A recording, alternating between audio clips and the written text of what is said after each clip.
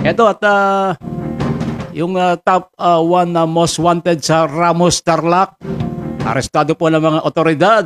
Narito ang balita ni Judah Briones.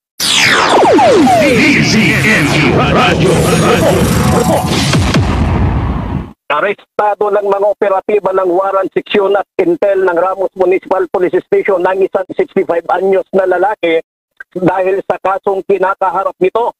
Ayon kay Police Major Jose Natividad Jr., hepe ng Ramos Municipal Police Station ay naaresto ang suspect na 65 anyos na lalaki dahil sa bisa ng mandamento de aresto na ibinaba ni Honorable Jefferson Torrebio, presiding judge of Family Court Branch 11, Third Judicial Region Tarlac City dahil sa kasong crime of lascivious conduct under Section 5, Article 3 of Republic Act 7610, Special Protection of Children Against Abuse, Exploitation, and Discrimination Act.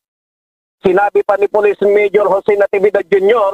na ang naturang suspect na kanilang naresto ay isang top 1 most wanted person sa bayan ng Ramos Tarlac. Naging maayos mapayapa naman ang isinagawang pag-implementa ng mandamento de aresto sa naturang suspect na kung saan ay kasalukuyan itong nasa pangangalaga ng Ramos Municipal Police Station.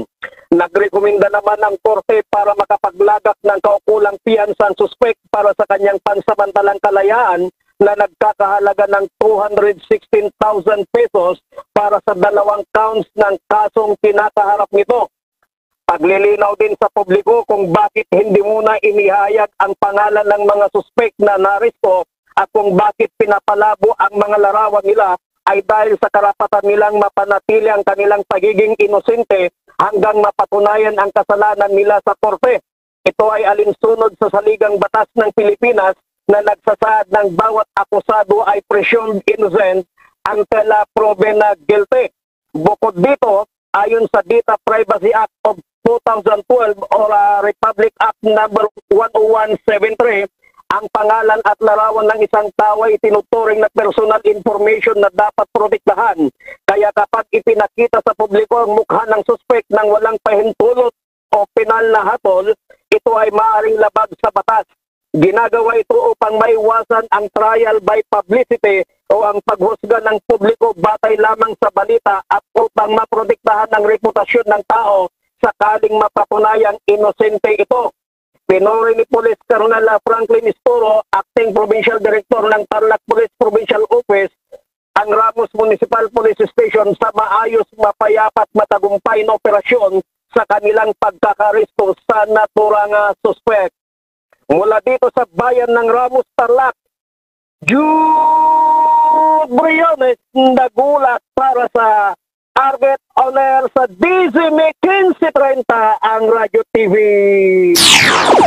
DZME Radyo. Maraming salamat kay Judah Briones. O, kita nyo, meron pang aral yan. At yung pinaliwanag niya yung tungkol sa batas, naintindihan ba niya? Kaya po nilalabuan yung mga larawan ng mga suspect. Hindi po napapatunayan pang guilty yung mga yan. Ayan. Kaya kapag nakinig ka po kay Jude Briones, talagang parang kang pumasok ulit sa schooling, ha? Marami kang matututunan sa kanya talaga. Grabe. Ang husay mo talaga.